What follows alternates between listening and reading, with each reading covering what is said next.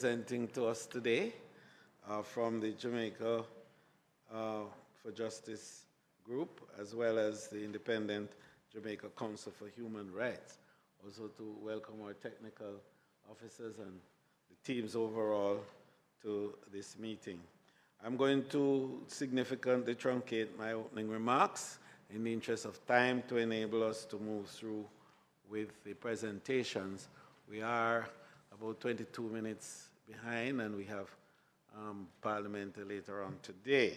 So I just want to close by saying that we do want to get through the submissions from all the civil society groups that have offered to come before us.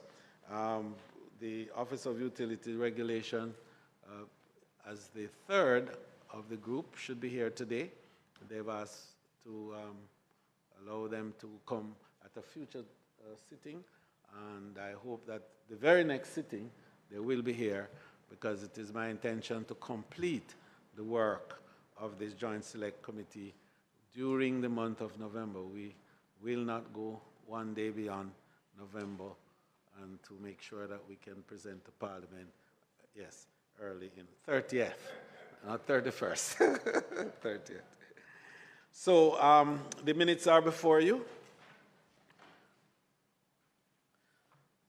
Do we have a confirmation?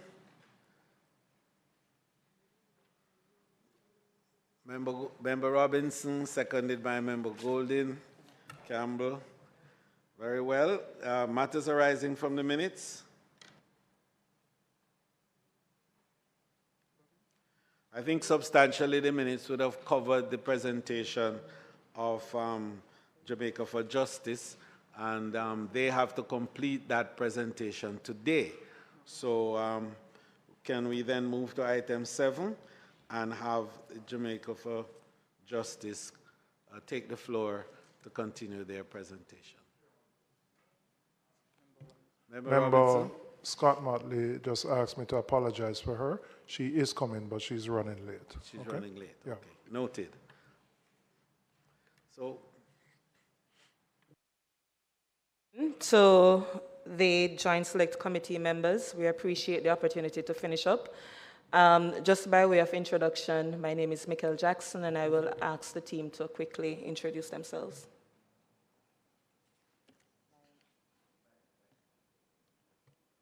My name is Jade Williams, Policy and Advocacy Specialist. Good morning, I'm Vanessa Parkinson, Program Officer. For the opportunity to finish up. In the interest of time, we followed what Member Warmington said the last time, so we pulled a few of the information from the substantive submission, and we just put it in a PowerPoint presentation, so we can be guided by what we are going through. Also, to indicate, the last time we met, there were concerns around broadening the scope of the improper conduct, that definition. So we do have an annex to our submission for future consideration. So just letting you know that that is there, as well as the legislative proposal on incentivized reporting.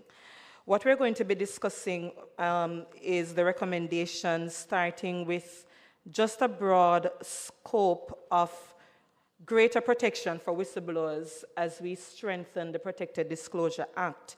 So the slide is there.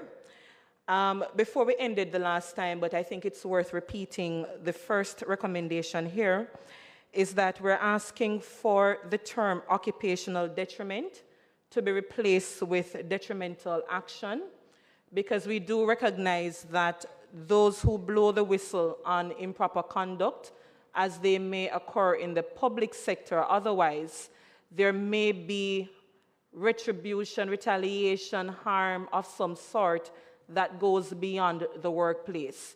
So we followed what is being proposed in the Barbados's Protected Disclosure Act. I think it's still a bill, actually, as well as that of Trinidad's, but I think it's still worth review when we look at our own context in Jamaica. And the scope is there. Specifically, we started with harassed, intimidated, or victimized. So there's an actual clause that we're proposing for inclusion for detrimental action rather than occupational detriment. And if I'm losing anyone, please let me know so that we're very clear on what is being proposed. The next recommendation, as we have it here, is address the issue of whistleblower making an offense when disclosing. Now, I want to make reference to Section 4 of the Protected Disclosure Act. And it says that an individual cannot be protected under the Protected Disclosure Act if they commit an offense when making a disclosure. And we believe that that particular clause under Section 4 is incongruent with Section 15, subsection 1 of the Protected Disclosure Act. And let me clarify, and perhaps the Joint Select Committee here can provide guidance where this is concerned. When we look at the wording of Section 4, it suggests that if an individual, for example, were to breach a confidentiality clause, were to perhaps breach the Official Secrets Act or so on, then they would not be getting the protection of the Protection Disclosure Act. That's our understanding of it.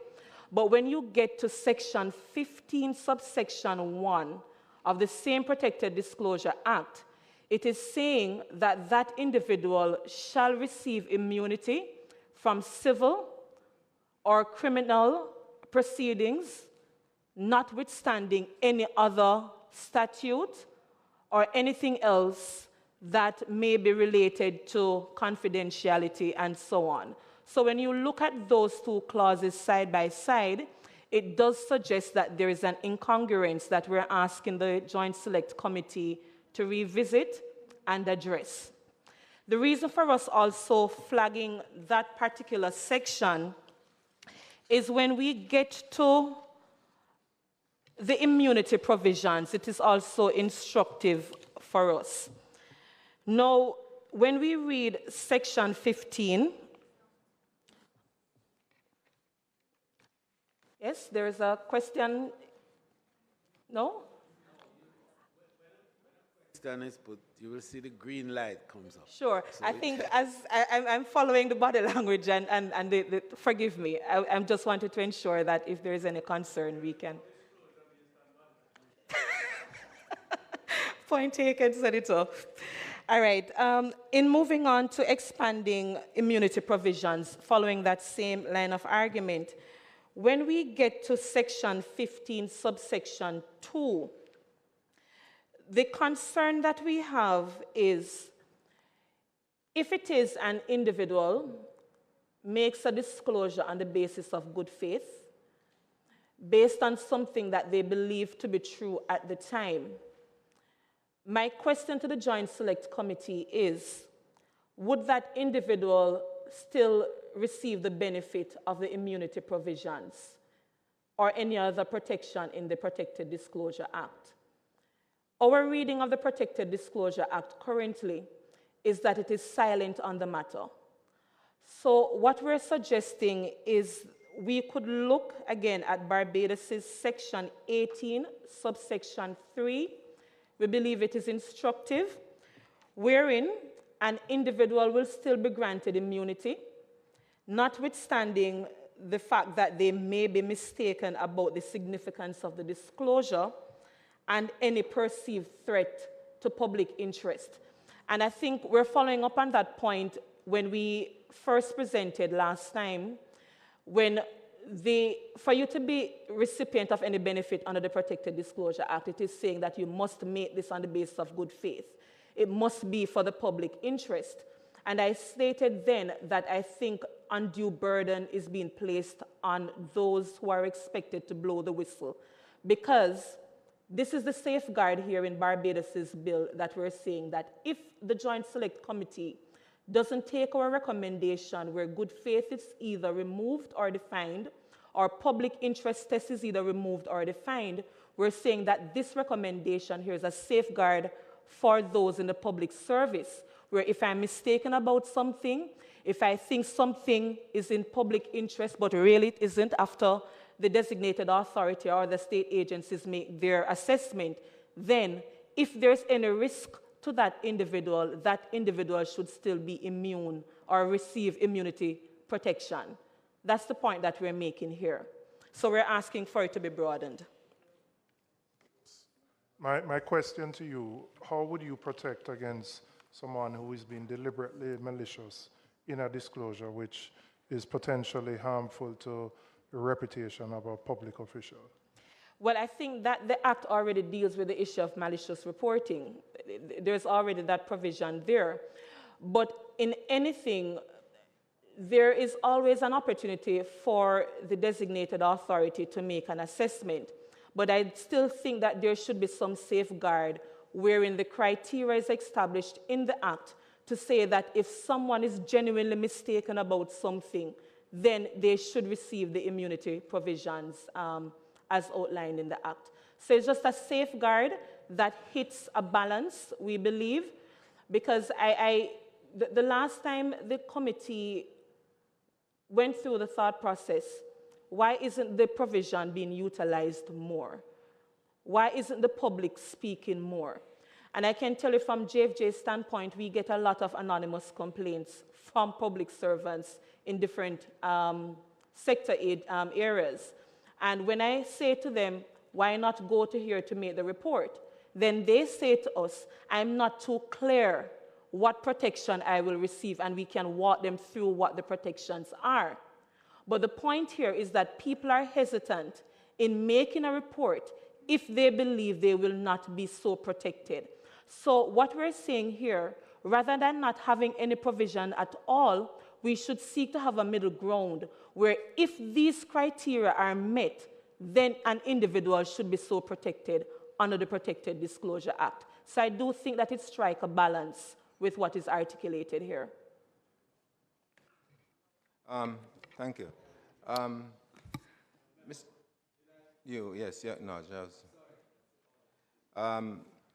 Can you, Ms. Jackson, I hear your point, but you refer to Section 15 of the Act, Yes. and where in Section 15.2 does not give any protection. You said it is silent, but the reading says a person who makes a protected disclosure or receives, investigated or otherwise shall not be liable in any criminal proceedings or other. The point is there's no distinction whether it is in good faith or whether it was a malicious or so, but they made that particular thing. Are you there asking for a distinction to be made? What I'm asking for is that we should be cognizant, as you're very well aware, that any piece of legislation, the sections would not be read in isolation from another. And if it is that there is a public interest test to be met, if it is an individual is asked to act in good faith, and if our understanding of the bill, my apologies, the Act, is that if there is no outcome being achieved where that individual acted in good faith, where that individual was reasonable in their belief from the get-go, then we believe that there should be some protection for that person because genuine mistakes can in fact be made. So what we're saying is the Barbados's bill is instructive in that regard, wherein if you read their Section 18, it follows our Section 15 word for word. However, they broaden the scope to say if an individual makes a genuine mistake, then they should not be exempted from immunity provisions. I think that's a safeguard that we want to be very clear, because the Joint Select Committee can have that understanding, and that may very well be the thought process of the Joint Select Committee. But when we read Section 15, we're not of the view that if an individual makes a mistake, then they will receive the protection of the Protected Disclosure Act. So we just want there to be clarity for the designated authority or any person who will be expected to grant those immunity provisions to the whistleblower when the time comes.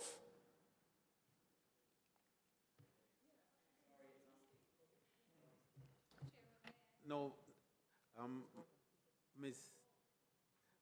So would you please turn off your right so that we can. Right. No, but I instructed. Right. Go ahead. I instructed Member Campbell to turn off her mic. Thank you, Mr. Lost Chairman. I'm not sure I am convinced, Ms. Jackson, that I'm not hearing the problem that you are seeking to identify. I'm also, I want to ask you, this section 18.3 in the Barbados Act, what's the chapeau above that? Because you've set out these three things, but what comes before it? What comes before it is the wording quite similar to Jamaica's, so they simply broadened it. So it's similar to our section 15.2? Yes. So 18.1 and 18.2 of Barbados is similar to Jamaica's 15.1 and 15.2. And then this would be 3? Yes. And 3 starts saying what? The exact wording, I don't. Okay, yes, here it is. It reads, the protection afforded to the whistleblower by this part shall not be diminished or denied on the basis that A, the whistleblower was mistaken about the significance of the disclosure, B, any perceived threat to the public interest on which the disclosure was based has not materialized, or C, the whistleblower has not fully complied with any applicable disclosure procedures, guidelines, or regulations made under the Act. And that is it in full. So for C, the whistleblower, isn't the whole purpose of this framework that we have things happening in a particular way so that we provide protection not just to the person whistleblowing, but also the person who might be the subject of that disclosure, if in fact that disclosure turns out not to be, if in fact the disclosure turns out to defame the person as opposed to being a genuine disclosure. What this seems to me to ask us to do is to sort of create a road, a pathway for people just to make disclosures however they feel like making it. Respectfully, I disagree, because it's two things I think may very well happen if we don't have a safeguard of this nature. I articulated already that the Act already makes provision for malicious reporting. But being cognizant of the possibility of reputational harm and making room for reputational harm to be dealt with does not automatically mean that there is an exclusion for people to be so protected if it is that they don't follow the letter of the law to the T. What we're doing here is that how the Protected Disclosure Act is worded is that it places an unfair burden on whistleblowers to know every single aspect of the law before they speak. They have to be making an assessment. What does public interest mean on this particular matter? Pardon? Right, Chairman, have you considered that it's your interpretation that may be placing that heavy burden, because the information can be provided. It is for the prosecuting entity to then determine whether the criteria in law are met. So you are putting the bar up front, but people can provide information, and then it's a matter of how you act on the information to further the goals of the law. I also, Chairman, wonder whether we could benefit from some guidance from the chambers on the submission that the sections are in conflict with each other, 4.2 and 5.1, 15.1.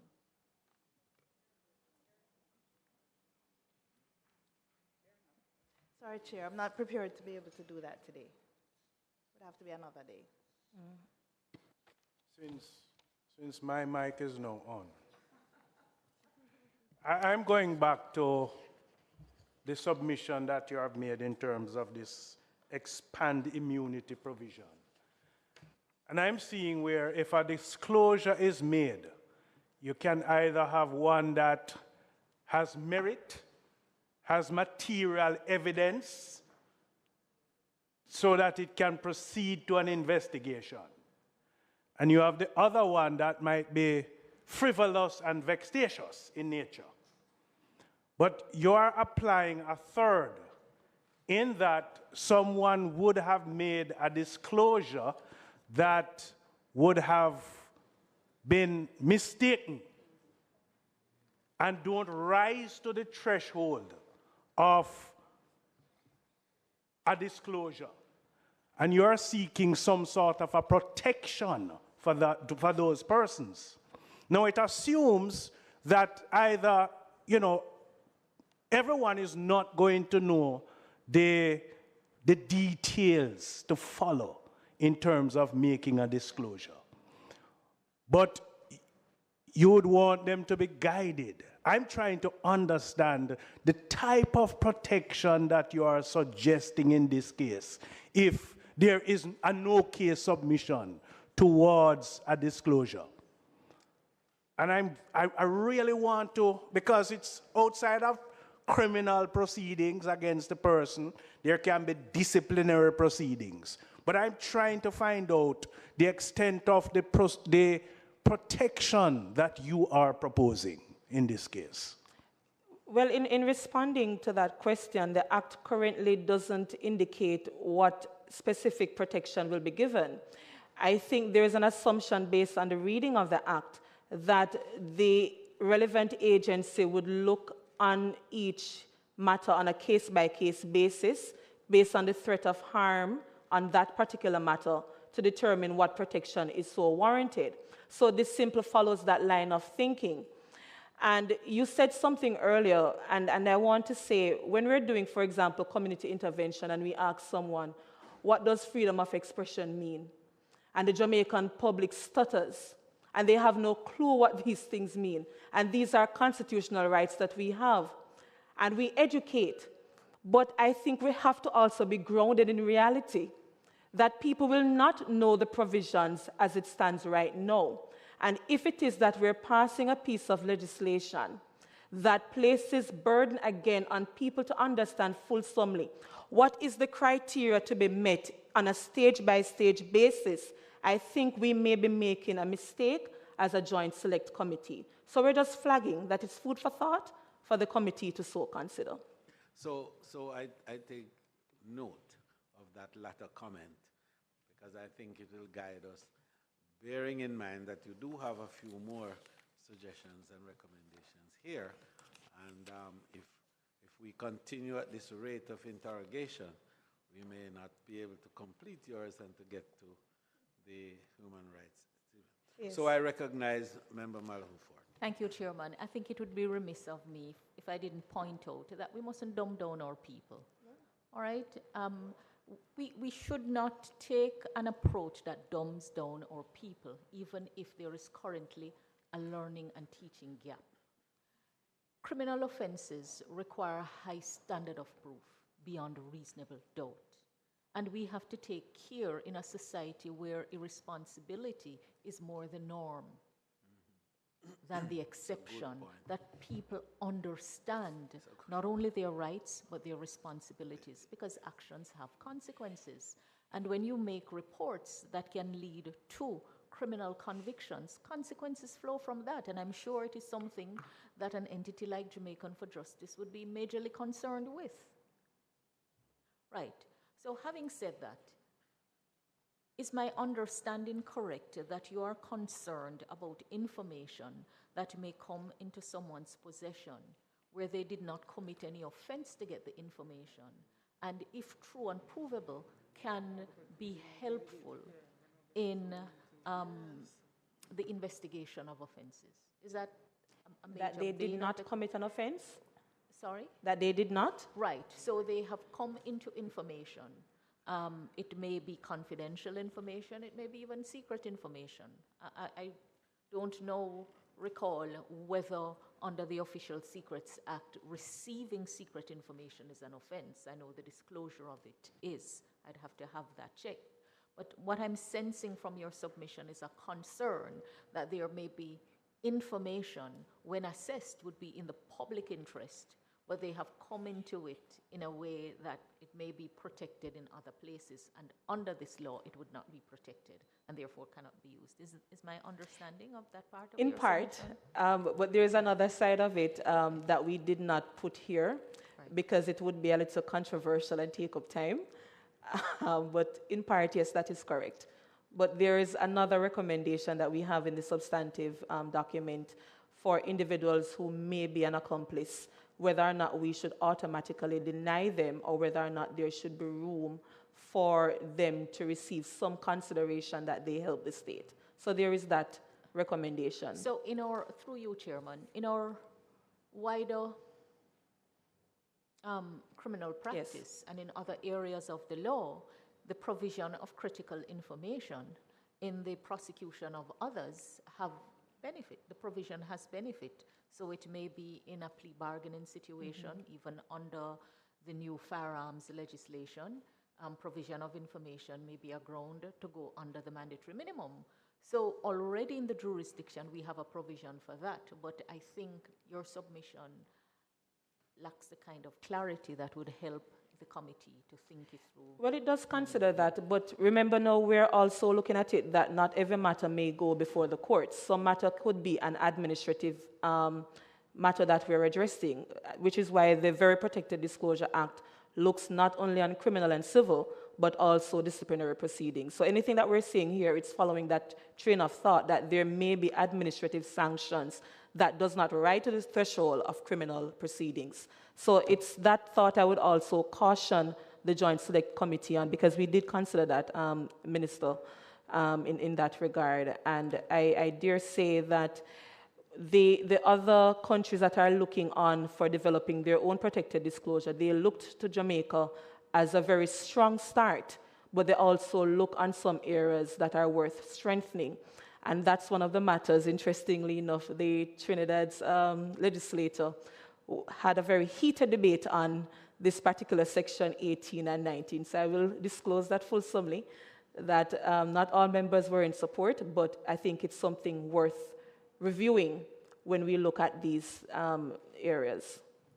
Right. So I think we've done quite a bit on this particular section. And in fairness, I think you have, in providing the additional information and elucidation on the matter, touched on a number of other areas that I note in your presentation. So that might help us in going forward to complete your presentation on a timely basis.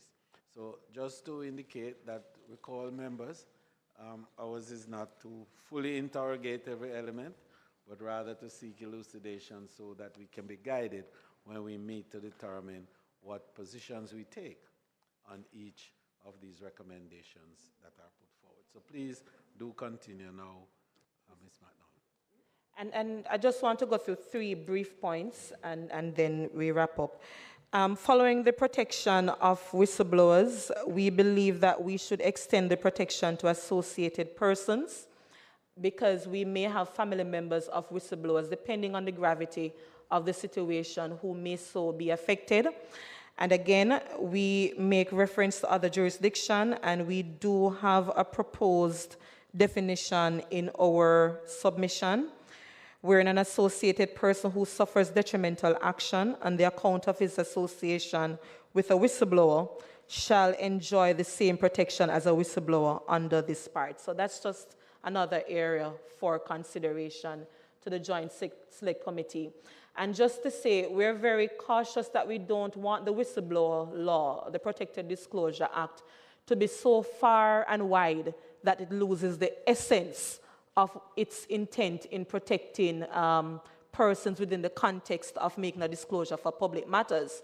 But at the same time, I think it would be naive of us not to realize that you may have someone who wants to blow the whistle, and depending on the gravity of the situation, their family members or so on may very well be impacted. Hence, we're calling for that scope to be broadened. And I will turn over to Jade quickly to make mention of the witness protection piece. Okay, so quickly, this was a recommendation that we had flagged when we made our submissions to the Integrity Commission Act, the Integrity Commission Joint Select Committee as well, where we asked for witness protection provisions to be expanded to those persons who are making protected disclosures under the Protected Disclosure Act. This recommendation comes as we would have identified a gap in the Justice Protection Act where the designated authority for the Protected Disclosure Act, who is the Integrity Commission, has no okay. Well, the Justice Protection Act.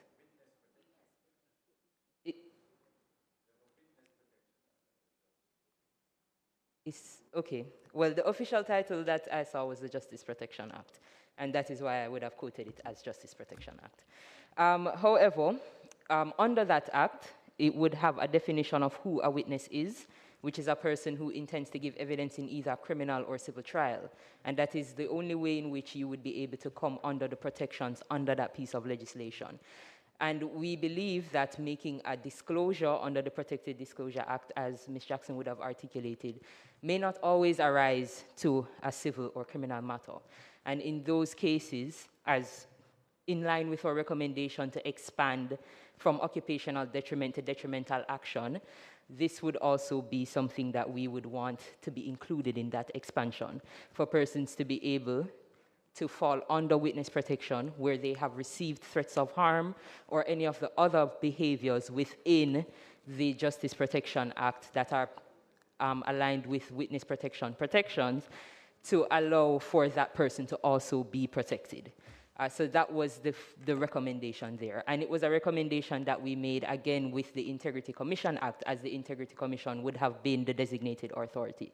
So what we were asking is for the Director of Corruption Prosecutions to be able to be a designated authority under the Justice Protection Act, to be able to apply for witness protection benefit for those persons who are giving information under the Protected Disclosure Act.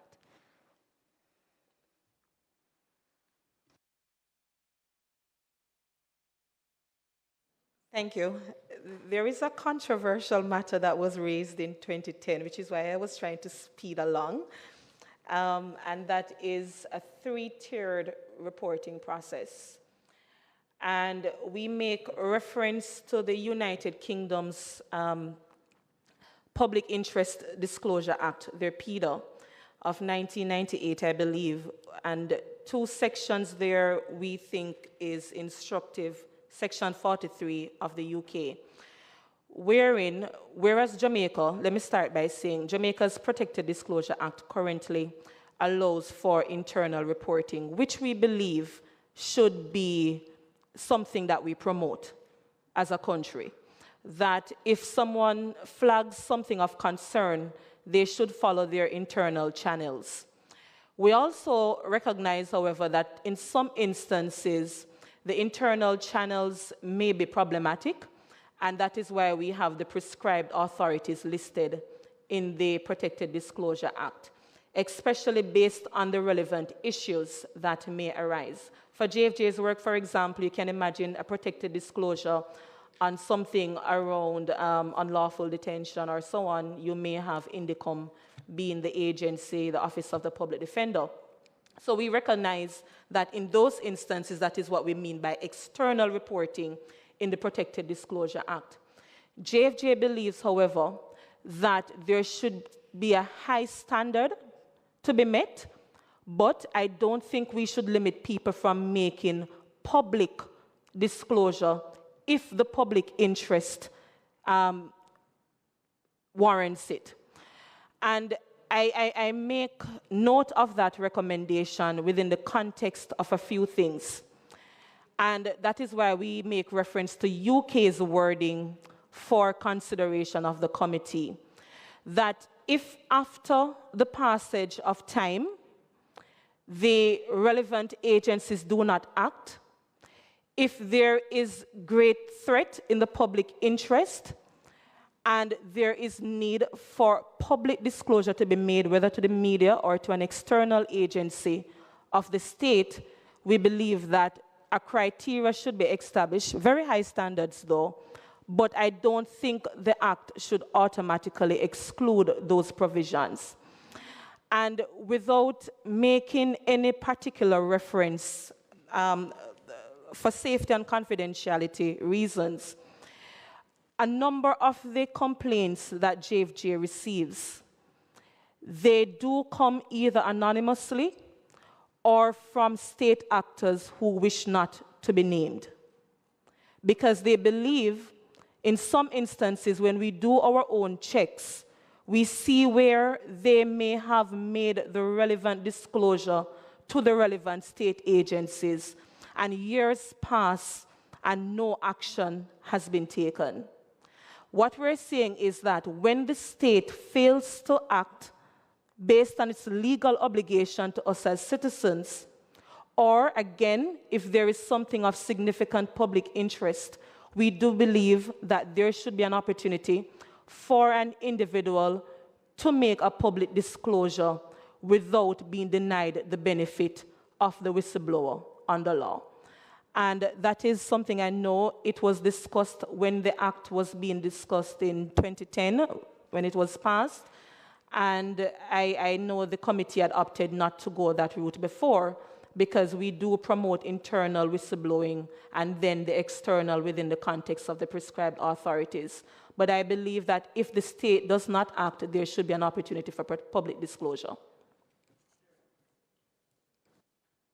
This is the one that I'm concerned about, because I believe sincerely that the application of the process must take place in the first instance within the agency to which that report has been made, to allow for that process to not only go through, but to inspire confidence of the process.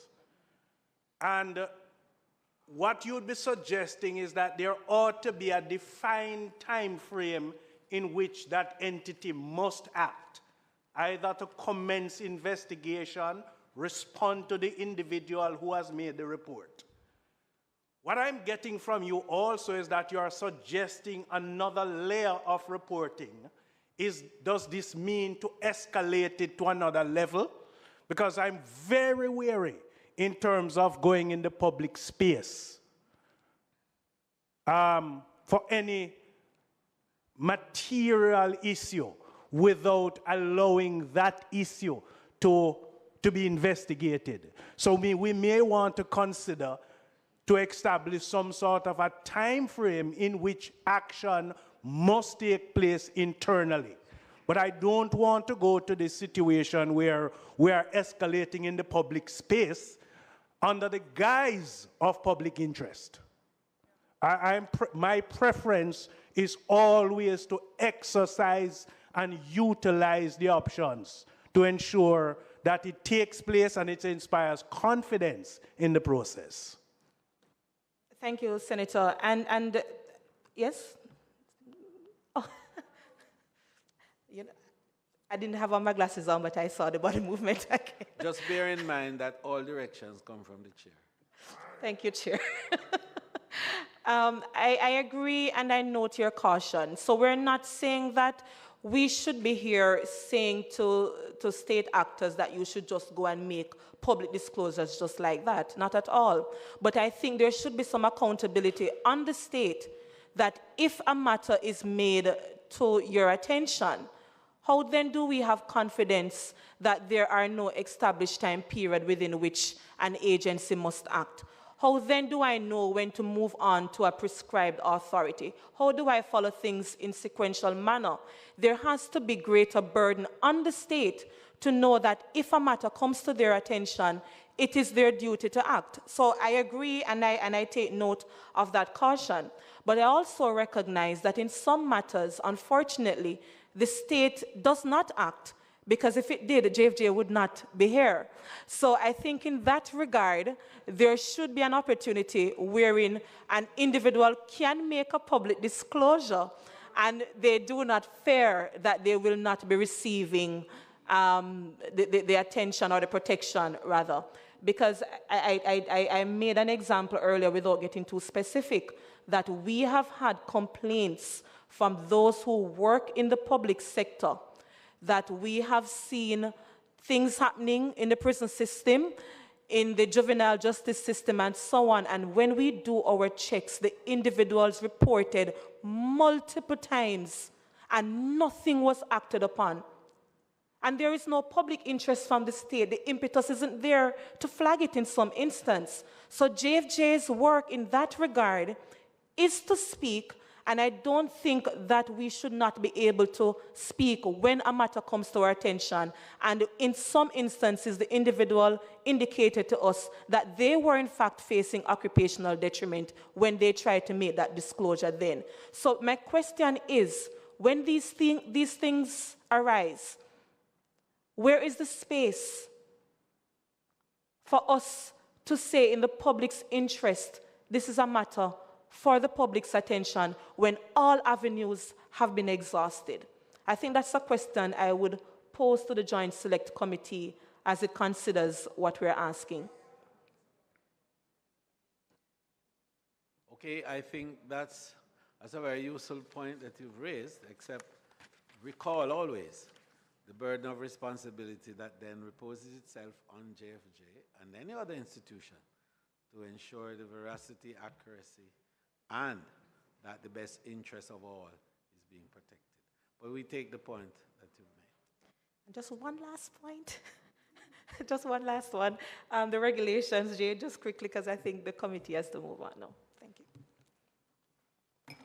And just to bear in mind before I allow that, we really wanted to have completed your presentation within the hour, because we do have the human rights to go, and we need to get out of here at 1 o'clock to facilitate Parliament. So, proceed. You have a question before the other submission? Okay. So, can we have her comments, please? Go ahead.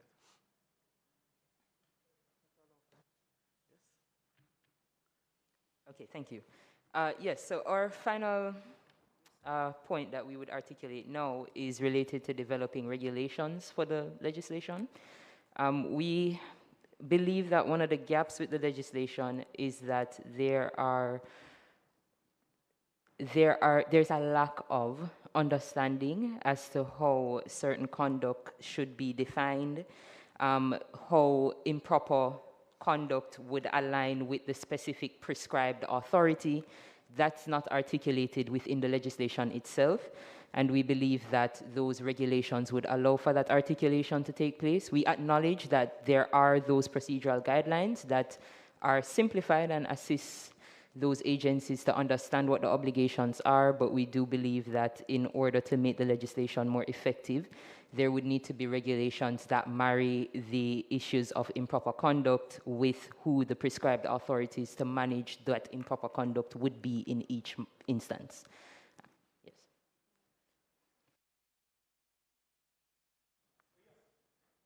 You keep on turning on my chairman. Yeah, under where you stated they allow protection for public disclosure via the modified three-tiered reporting, where you stated in that bullet point, the worker must not make the disclosure for the purposes of personal gain or any rewards offered. Are you suggesting that it ought not to be incentivized? Public disclosure in that manner? Absolutely not. And that's why I cautioned that we believe that if we're making a public disclosure, it has to reach a very high threshold. That is not a money-making exercise. And that you genuinely believe that the public should know of this particular issue, given the threat of harm, whether to a community, a people, or a particular issue. And that is why we said that a public disclosure should have certain threshold and high standards being met. So where we believe incentivized reporting should be within the context of the Protected Disclosure Act for internal and external reporting, when it goes to public disclosure, we believe that if an individual is motivated by money or reward, then no. So I think it goes back even to what we mean by good faith within the context of the Act. Chairman, at a later date, I will respond to that, because I have my own views on it. Okay. But I do encourage you and the other members to make reference to the UK's 43G and H, I believe, as you contemplate. We didn't print it out, but we just made reference to it. I think it's instructive before you have your final thoughts, please. Thank you. Mr. Chairman, I'm always very concerned when special interest groups ask to be enshrined in legal frameworks of a state, because special interest groups are by their very nature engaged in areas that they determine they wish to be concerned about. I find it surprising that with all the levels of prescribed persons, that this would really be an issue, because one of the offices that I see in this, and I'm looking at our former public defender, who I know to have been very active in her role, is the public defender. As to me, that's almost sort of the natural body. So my question is, when JFJ receives complaints that indicate the person making a disclosure may be in danger of occupational detriment, what is your advice to those persons? Are you directing them to these prescribed persons that have already been established in the law, the Auditor General, the Children's Advocate, the Public Defender?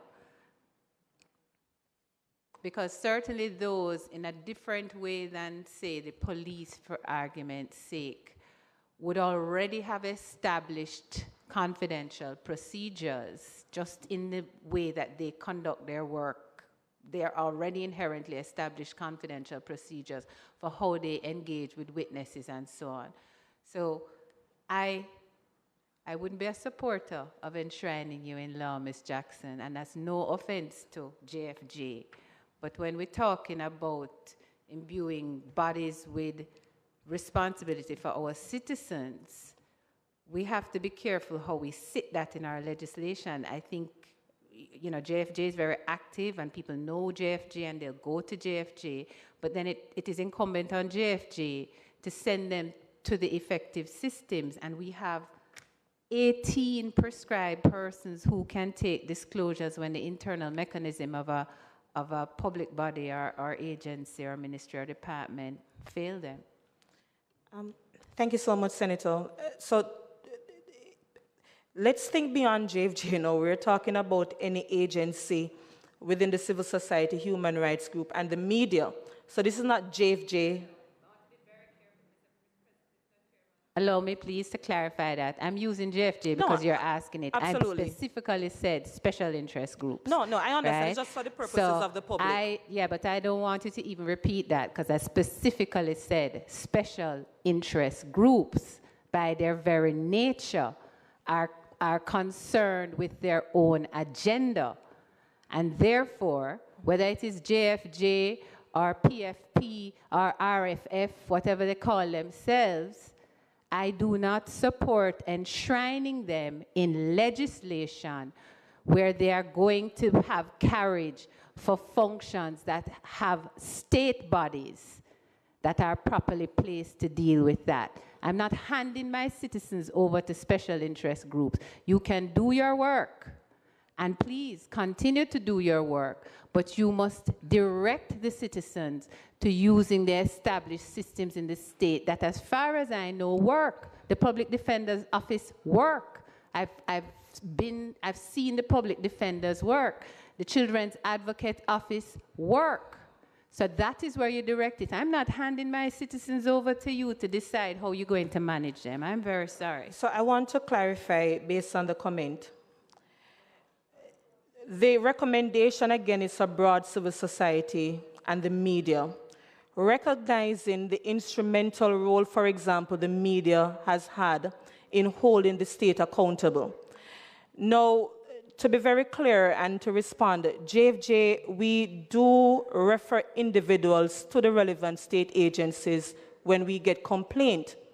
However, we cannot be naive to the institutional deficiencies of state agencies. Mrs. Arlene Harrison Henry is behind us right now. She is one of the staunchest advocates, along with JFJ, for the Office of the Public Defender to be so broadened into a national human rights institution or commission, because we recognize the gaps in the Office of the Public Defender. JFJ's advocacy would have led to the INDECOM being established. So we recognize the importance of state agencies, but we cannot also not recognize that the state in several instances have failed to act and have failed to do what their obligations are. Because if that were the case, from 1930-something, we would not have had a civil society sector being established. So I just wanted to plug that right there, that we do have a role to play, but it's not enshrining us. It is protecting those who are blowing the whistle from not being exempted from protection. So I'm flipping the view around, that it's not to say that there's a protection for us really in this particular instance, but we're saying that if an individual were to come to a JFJ or were to go to the media, if the situation warrants it, we're simply asking for the protected disclosure provisions not to be denied to that individual. I know Jade also had something, Senator, to respond to.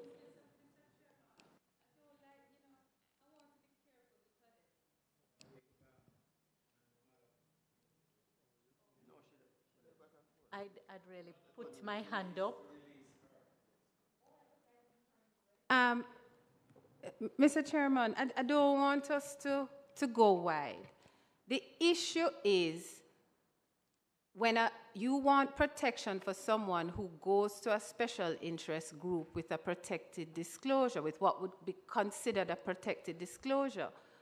Well, I don't want to obfuscate the issue. The media already has their protections by virtue of being the media. When somebody goes to the media and makes a disclosure, there is a confidence that the media is allowed to hold in relation to its sources.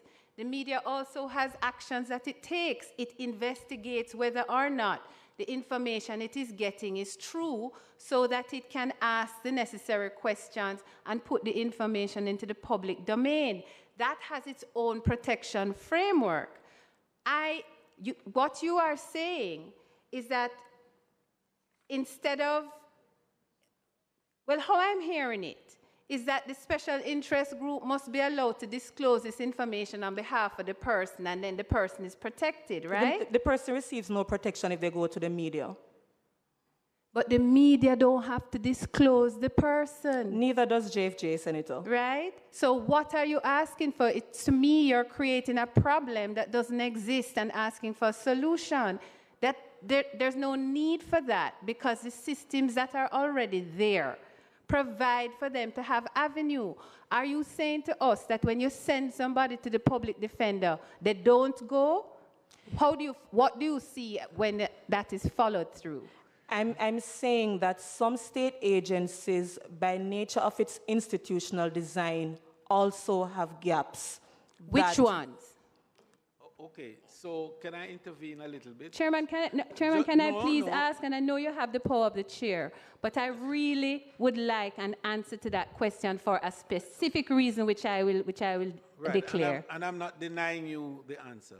I'm merely indicating that we have to also bear in mind that the purpose of this investigation is not to conclude, but is rather to receive recommendations and to have elucidation to enable us at a future time to conclude.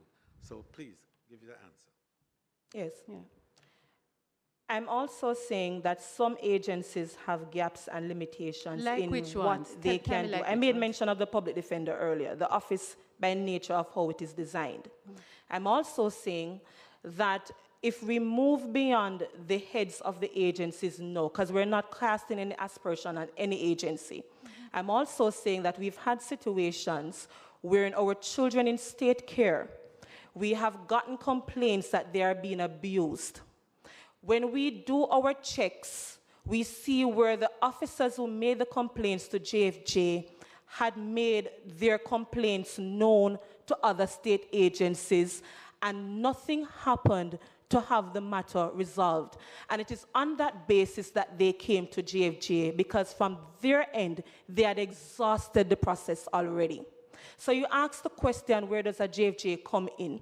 If JFJ is then going to be protecting that child by way of the court or with public advocacy, where is the protection for the whistleblower in that particular instance? So I'm asking the committee to think beyond the special interest group and go back to who we're talking about here, which is the whistleblower. But that protection exists. Not under the Protected Disclosure Act, Senator. It does, Ms. Jackson. It is for JFJ to take that person to the particular agency. That is where your advocacy must be. Senator, respectfully, no. Okay, Advocacy all right, happens so in the Well, in then the you don't court want as to be an well. advocacy group. You want to be a Members. state agency. I think we have to bring some order to this. Recall, this is not intended to be a contest of ideas, views. It is for elucidation, yes, but the recommendations that you make are heard. So, Member Malahou. I should like to lend some support to the line of interrogation of Member Golden while acknowledging the concern raised by JFJ. It is true to say that there are inefficiencies in state agencies. However, the law stipulates that the entities, the prescribed persons that are established for receiving the information should operate procedures. And we have a list of the prescribed persons in Schedule 1.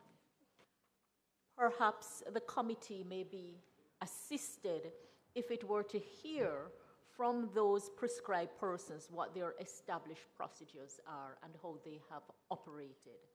I'd also like to point out that we do not assist the state in creating parallel mechanisms when established mechanisms, well-designed, well-intentioned, do not work. We really have to interrogate to see what is the result, what is the reason for the inefficiencies. And we have developed a practice in the jurisdiction where instead of addressing the problems, we create parallel institutions. And then no sooner than those institutions have been created, they start exhibiting the same deficiencies of the one that they are intended to remedy. The place to spot the fault is where it occurs. The place to fix the fault is where it occurs.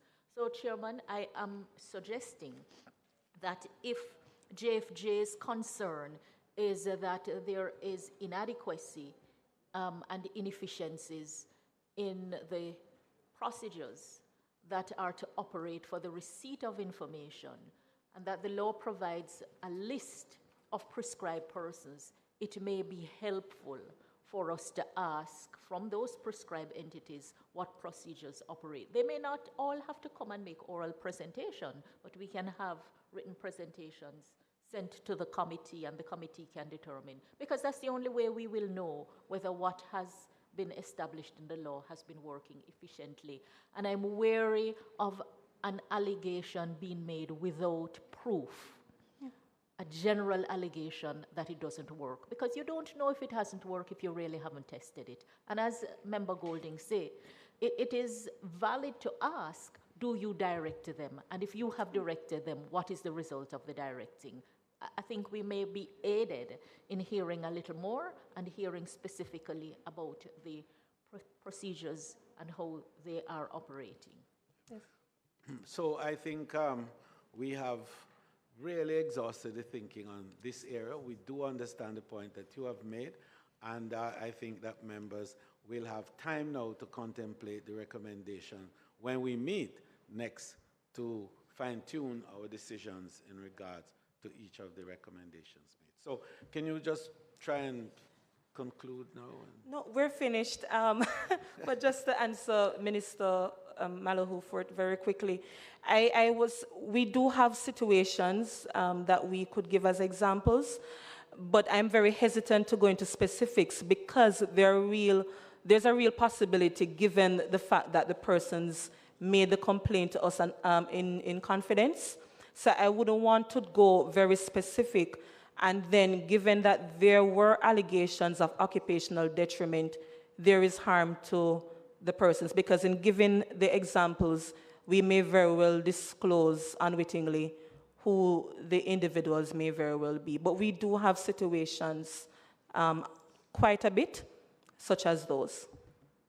And we exhausted the system and spoke to the state agencies as well. So we're speaking from a place of having tested how the gaps may very well arise in the system versus public interest and public advocacy. There are 18 listed prescribed persons to whom disclosure may be made, and I don't know if you have exhausted all 18. No, just relevant based on the situation. Right, But so thank you so much. I think that one of the things we always have to bear in mind, that it is not our intention to exhaust all the areas of concern. We are here to receive your recommendations and to ensure that we understand them very clearly so that we can adjudicate effectively and reference them, if needs be, in the formulation of the laws as we recommend to Parliament. So thank you so much, JFJ. You really have been very, I think, efficient in the use of your time. I know it's a lot that you had to put forward, and you've been with us 3 times, I think. Yes? And we really appreciate that. Thank you so much for your efforts. Now, can we have the Jamaica Human Rights, Council of Human Rights?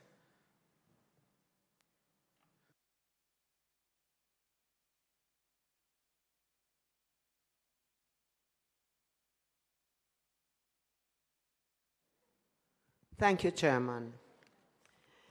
The Council wants to thank the Parliament and the Joint Select Committee for allowing us this opportunity to make recommendations and to engage in the discussion. Chairman, you will notice that our presentation is very short, and I intend to keep it that way. But it would be remiss of me if I do not mention how important we see this bit of legislation. And we believe if used properly, it certainly has the potential to create more accountability and to place more power in the hands of ordinary citizens. And we therefore support the strengthening of this legislation, and anything we recommend, we're of the view that it can only help to bolster the legislation and at the same time promoting the increased rights of Jamaicans. And with that, Chairman, I want to look very quickly at, and I'm not presenting according to the order of that which our written document contains. So I want us to look, Chairman, at our number 2 subsection, clause 3, where we talk about consideration should be given to whether section 4 should be expanded to include the protection of doctor-patient confidentiality. We have it in the body of the legislation that legal professional privilege is protected, and we know that that is the citizen's right, it's not the lawyer's right, in the very same way that the protection, the confidentiality between doctor and patient is really the patient's right to privacy. So in relation to section 4.3, that is at page 5, it says, for greater clarity, it is declared that nothing in this act authorizes the disclosure of information that is protected by legal professional privilege. The council is saying, asking the committee to consider whether or not the privacy between doctor and patient ought not to be included in that category. And that is merely for the protection of the constitutional right that each one of us has around our private space of ourselves. So that would be the first recommendation, Chair. Going now to section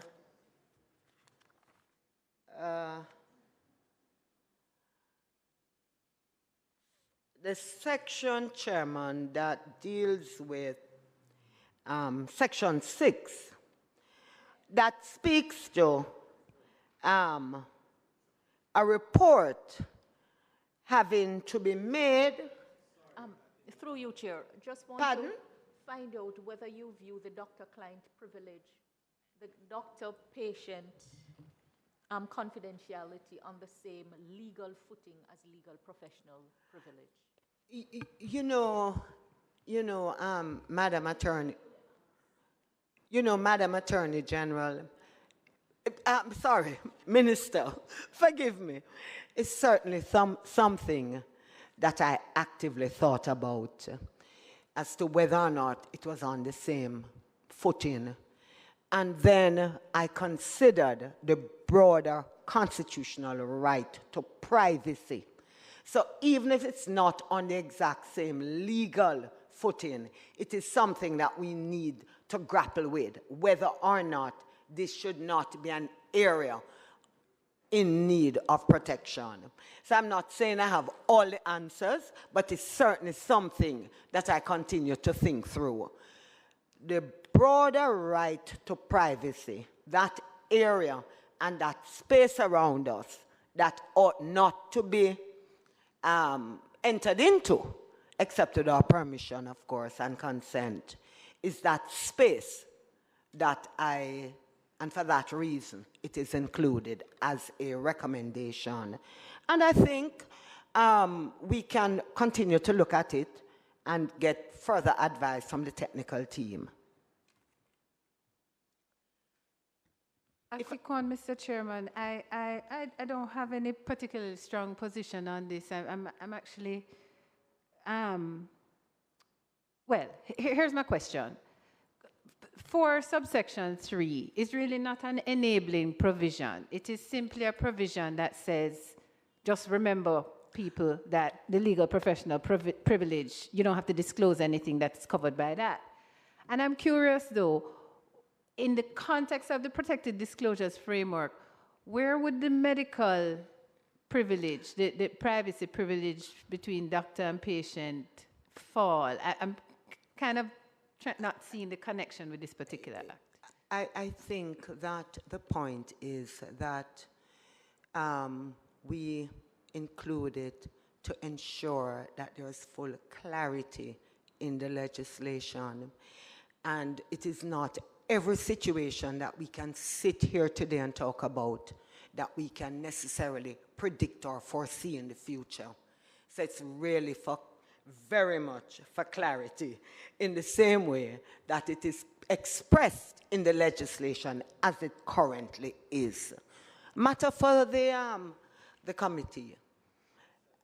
And if I may, can I go ahead? Yes, except I think that Member Malahuford had asked for a comment from our Solicitor General with regards to whether or not the patient-doctor relation should be so protected, yes?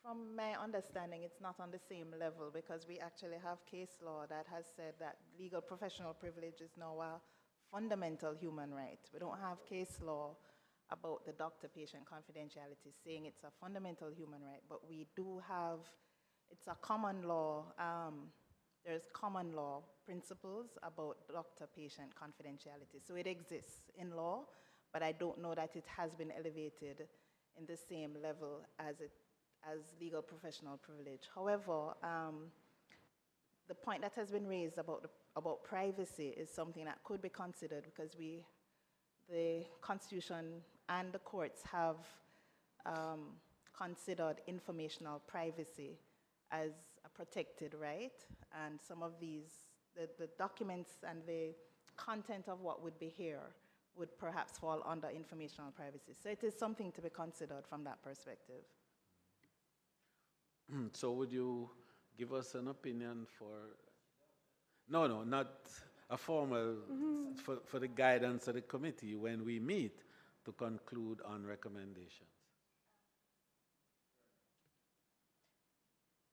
Not sure what I would be opining on, because 4.3, as has been stated, it's a scoping provision.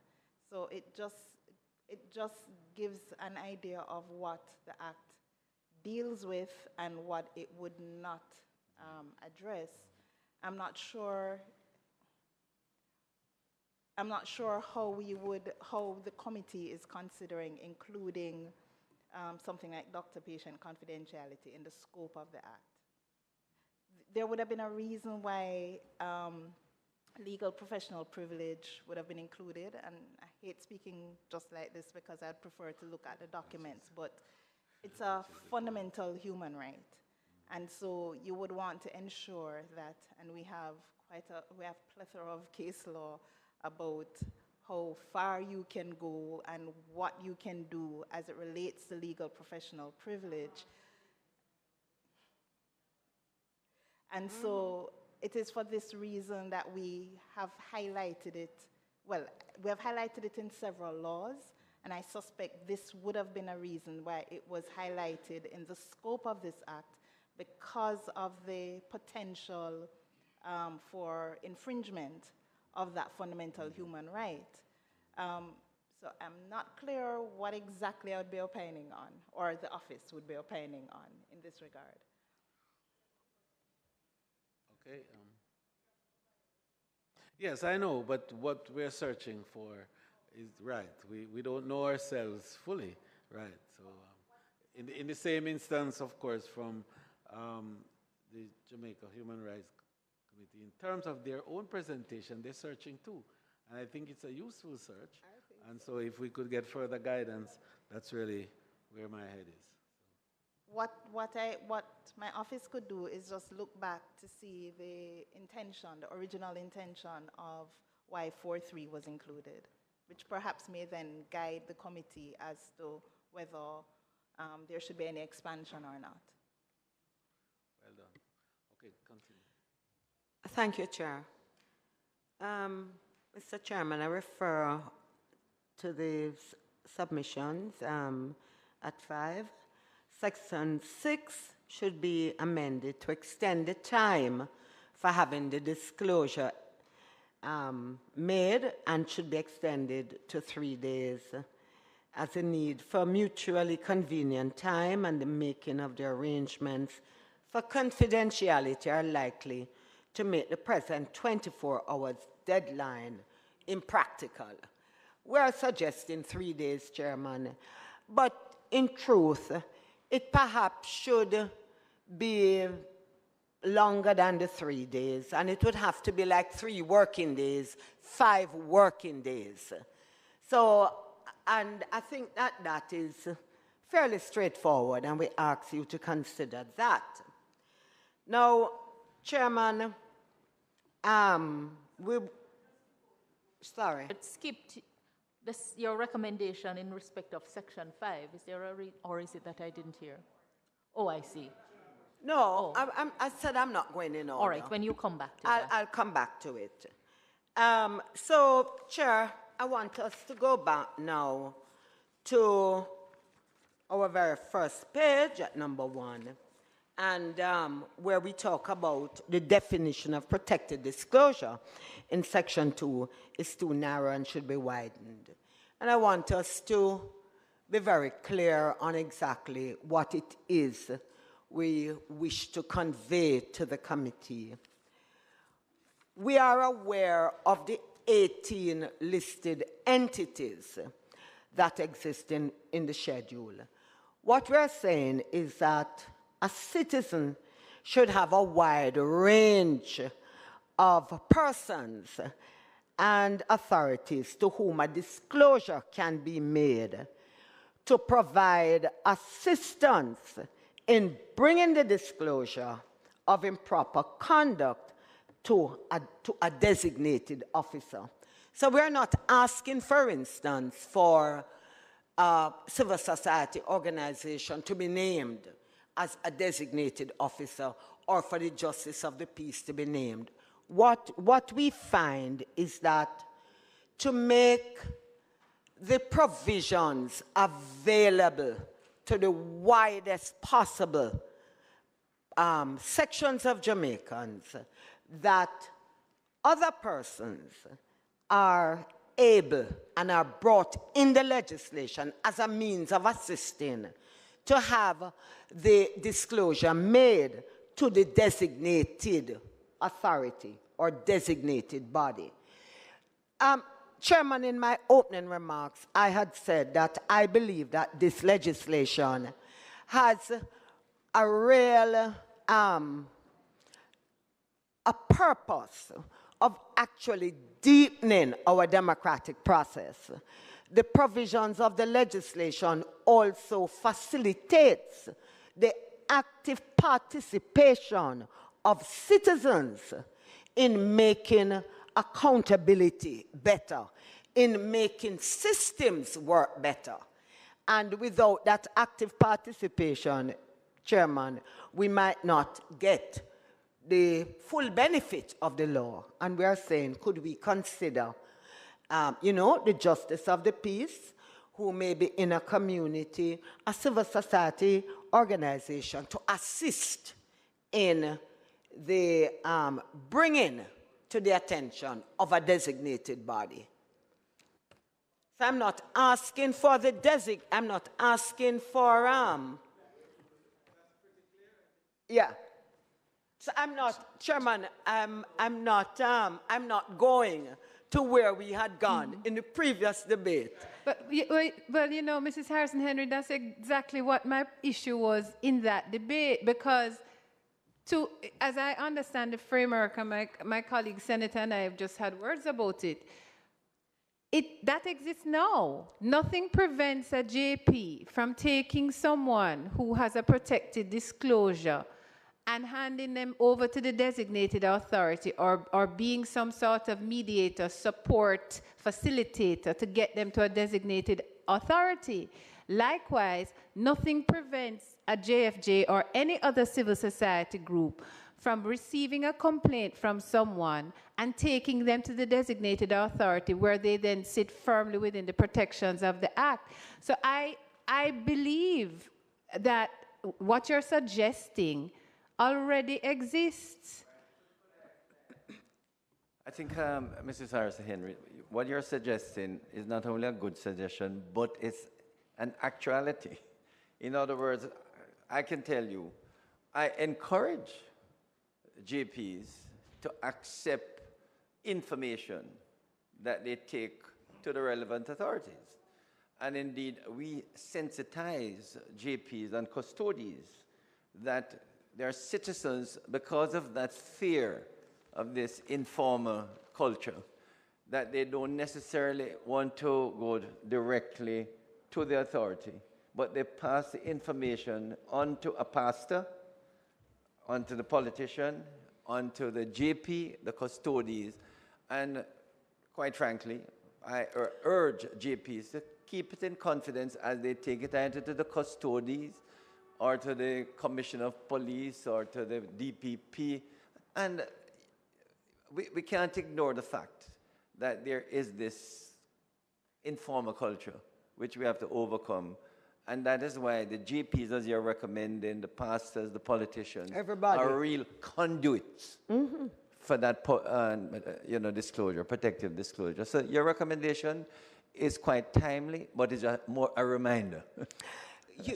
Chairman, sorry, Minister. Chairman, may I?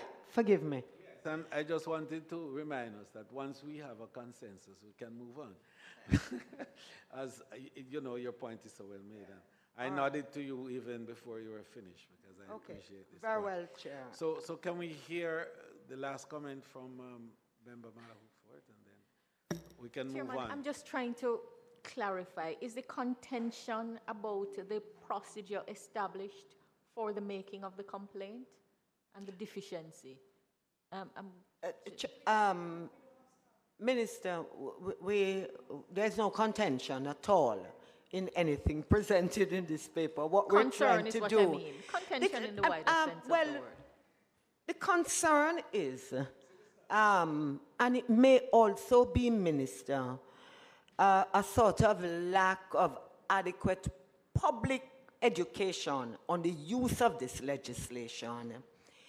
It's an attempt, the concern is to ensure that everybody is on board, not only the justice who is in the community, the pastor, teacher, and everybody in the shopkeeper, they are aware. Because remember, you know, a lot of these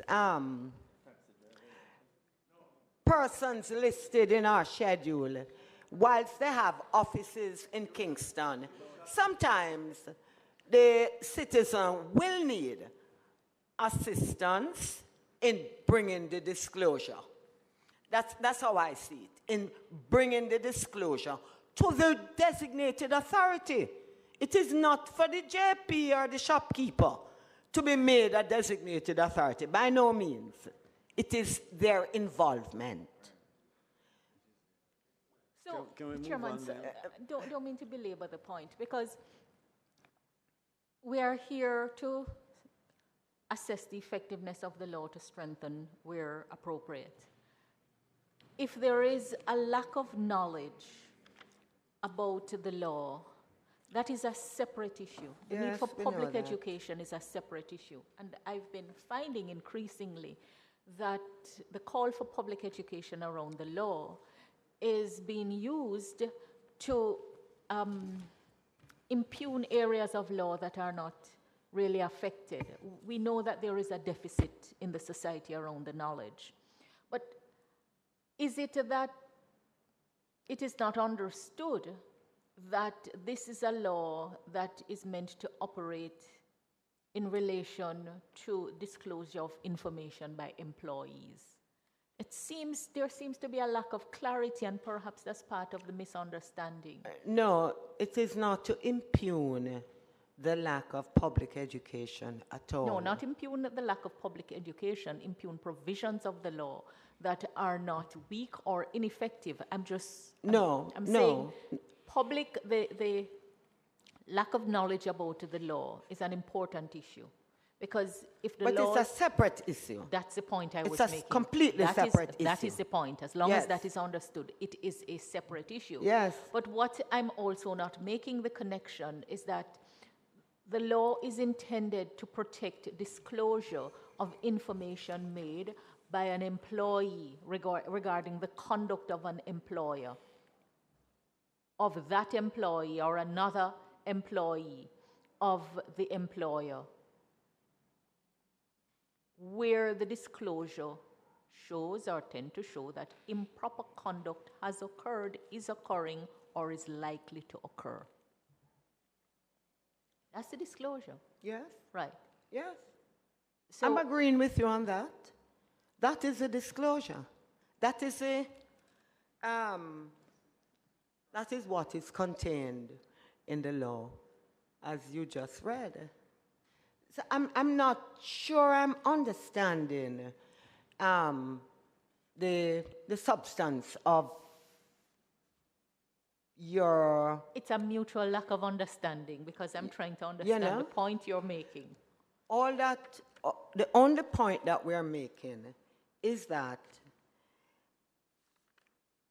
based on our understanding of the provisions of this Act, the aims and objects of Parliament is that these protected disclosures are to be brought to a particular designated authority, and the law provides, to my mind, adequate mechanisms as to how those disclosures shall be dealt with, whether by way of an investigation, whatever procedures are established. The Council has commented on the fact that we believe that the law ought to embrace the widening of assistance and accountability by greater involvement of persons who can assist people who are in employment who wish to make a disclosure. And it is found, we are of the view, that the Section 2 speaks to that. But, Madam Minister, these are recommendations from the Council. We're of the view that citizens are to be assisted by everyone in bringing the disclosures to the appropriate authorities. That is as most as I can put it. In the legislation, that's where I am unclear, because we do not part company that there is need to assist, but what is to go in the legislation is what where is to go? I am having a little bit of concern. Well, challenge. I can't tell you I have a formulated draft as to how that should be manifested, how it should manifest itself. But if the committee were to ask me, I could certainly provide one.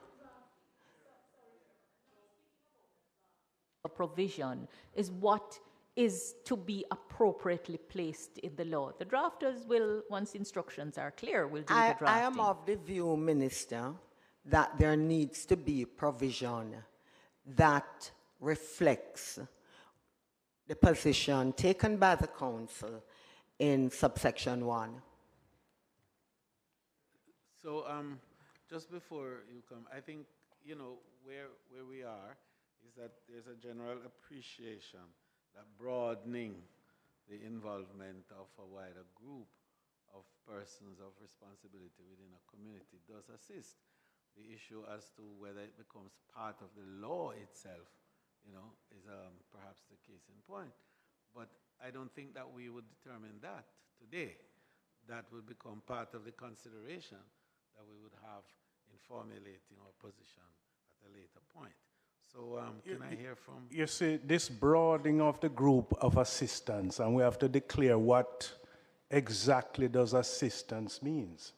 Because it's a disclosure of what would be critical information.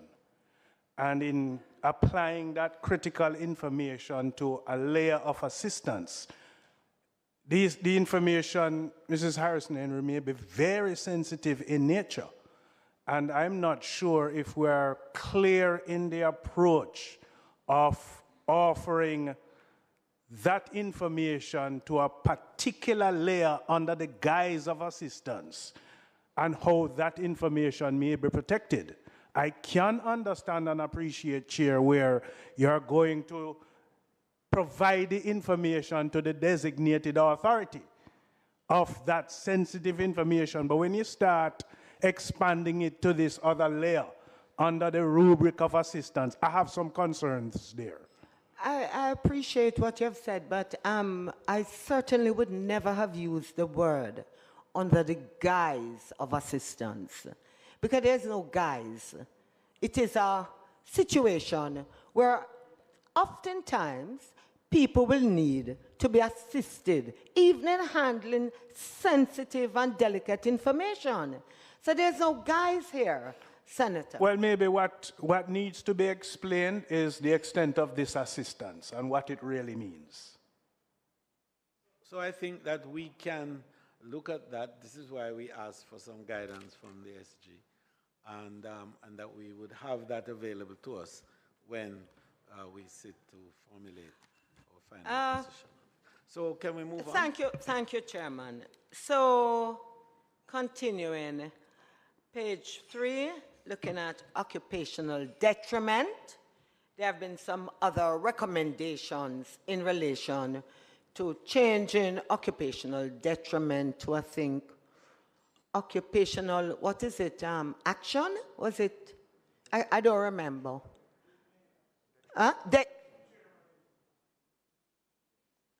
The previous recommendation from...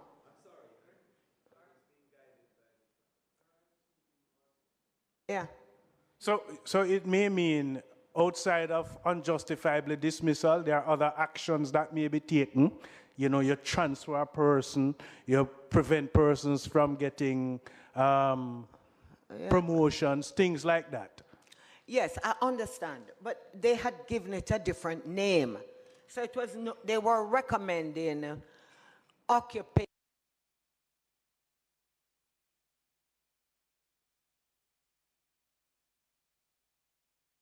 Given it a different description.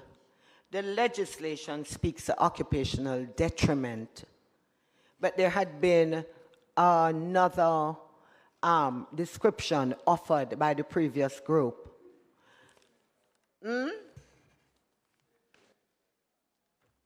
Thank you. That's my recollection now, detrimental action. Right. So, at our submission, page 1, 2, we had recommended that that definition be expanded to include the exertion of pressure to resign. I looked back at the written submissions and considered whether or not we should not include also pressure on an employee to withdraw a disclosure. So I just put those two, Chair, for consideration.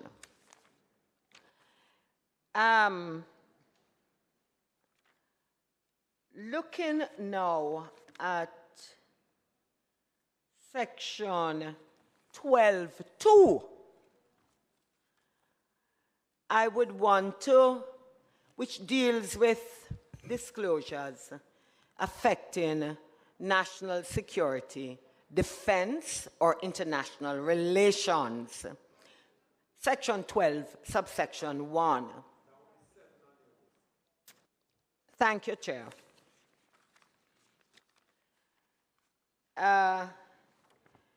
Our recommendation speaks to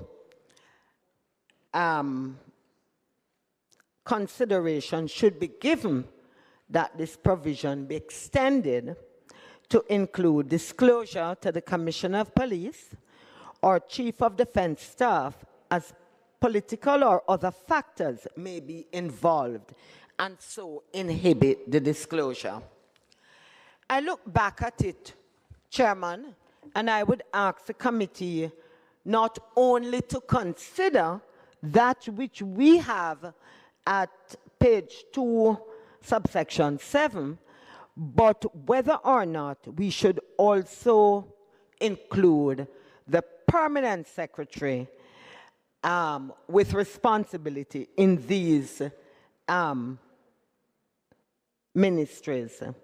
So it will be the permanent secretary of the relevant ministries, the Commissioner of Police, and the Commander-in-Chief of the JDF. And the reason for that, Chair, or the reason we made that recommendation for your consideration, is that it creates a little bit of arm's length between the persons who are to receive the disclosure and how it shall be dealt with. We believe that the permanent secretaries and persons more in an administrative capacity ought to be involved in treating with those kinds of disclosure, because we believe that those will be highly sensitive. Now, Chairman, we want to look at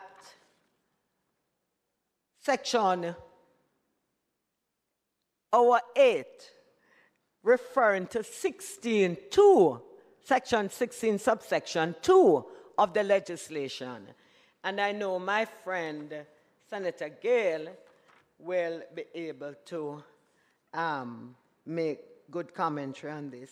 So what we notice there, or what we say there, is that section 16.2 provides for a dismissed employee who had made a protected disclosure to be treated as unjustifiably dismissed And this categorization, as we well know, is within the jurisdiction of the IDT. But it may not give a particular remedy in our ordinary courts because it has a specific jurisdiction in IDT. And it should be made clear that this applies to the court if that is what we intend for it to do, and to the remedies which may be granted by a judge. In the alternative, what we would recommend is that these matters, where there are dismissals, be automatically referred to the IDT without there being, you know, the minister's discretion for referral or the minister's decision for a referral. But those are recommendations, Chair.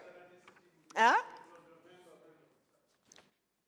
It was merely a sort of usher comment, you know, but the minister is sitting directly in front of me. So, those are considerations if that is the way that the Joint Select Committee and Parliament would want to go.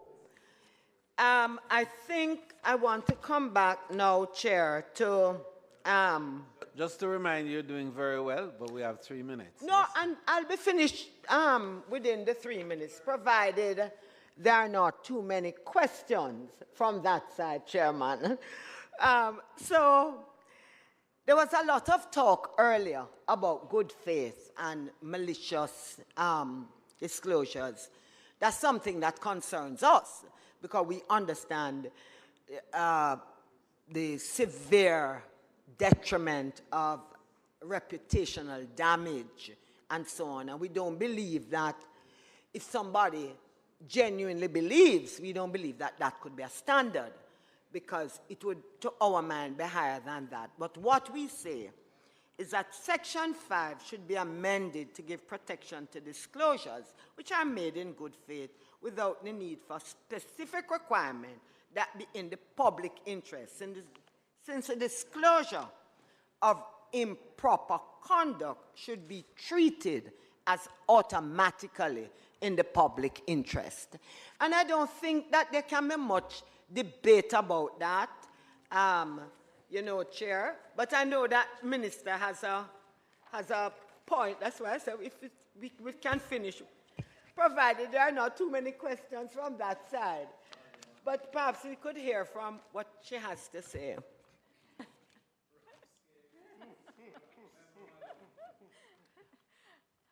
I wonder, Chairman, whether the recommendation on page 2 in respect of the amendment to Section 5 requires perhaps a deeper understanding of what is in the public interest and what the public interest entails, because I find the submission to be a little incoherent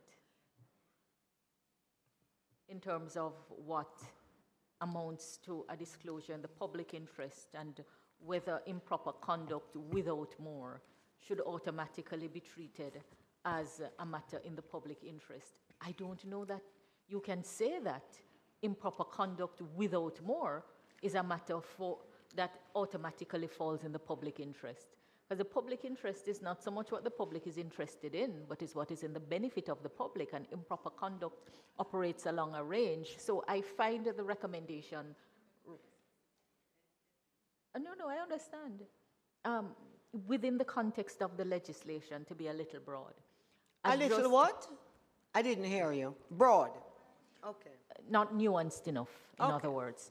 The other point, because I'm mindful of the time, has to do with I'm moving to another recommendation in the paper, with your leave, Chairman, is the Section 8 is too narrow and should be extended to disclosure to the minister, where the public body falls under the minister's portfolio, even if the member of the public body, members are not appointed by the minister. I wonder whether that submission takes into account the status of people in the public sector vis-a-vis their appointment and how they come into office, and particularly in the context of Chapter 9 of the Constitution, which deals with the public sector, because there is an entire constitutional scheme as to how you deal with persons and the role of the minister, and the recommendation may cross some lines that shouldn't be crossed, because ministers properly don't have the kind of responsibility that you would want to put on them in respect of persons who are not appointed by them on one level. Because all of these matters are with a view to taking action, ultimately. So you're asking that the portfolio minister, even if the member of the public body are not appointed, this recommendation perhaps need to be informed by why the provision was cast the way it was cast before. What was the rationale for it? I'll certainly take a look at the rationale, as you say, because our recommendation, and I take the point of the special constitutional arrangements around employment of so many persons. I'm just trying to locate a particular note that I have on that point, if I can find it. I'm sorry, it's our recommendation. I have to intervene, but we are constrained with time. Parliament does start at 2 sharp. Well, And Chairman, so I think I have preparatory work has basically to be done, to enable this. So if there's anything you could submit further, we will certainly give consideration to it. Chairman, I've covered all the points that I wanted to make. We may not have answered the last question in full, but it requires some further research on my part. Excellent. Yes. Mr. Chairman, just a quick one on clarity. As to your recommendation 8, Mrs. Harrison Henry, you are saying here that you wish for dismissals for reasons of a person making a protected disclosure to go straight to the courts, or you wish it to go to the IDT without referral? I was a little confused. Maybe I got distracted. No, I was saying that is ultimately a matter for Parliament to decide, but just recognizing the different jurisdictions. And then I said, alternatively, perhaps those matters could go straight to the IDT without having to be referred by the minister. Okay. So we weren't making, we're just pointing out the difference. Thank you so much. Excellent. Okay, so thank you so much, Ms. Harrison. And we have covered some good grounds today. Members, we have 6 more presentations to receive. So it's a lot of work to be done. The PSOJ, I think, will send their submissions, so they will not appear in person. But we have LANS, JAMP, JCTU, that's Morning Connection, and OUR. It's going to mean a bit of meetings, and I'm going to ask Minister Chuck to assist me in this regard, so as to enable us to complete the agenda of for the Protective Disclosure Act. And of course, JSC, this is the same committee that has to deal with the completion of the IC. So, and I am determined that we must finish during the month of November, both. So, so thank you very much, Minister Chuck. Any other business? This meeting is adjourned for a date to be fixed.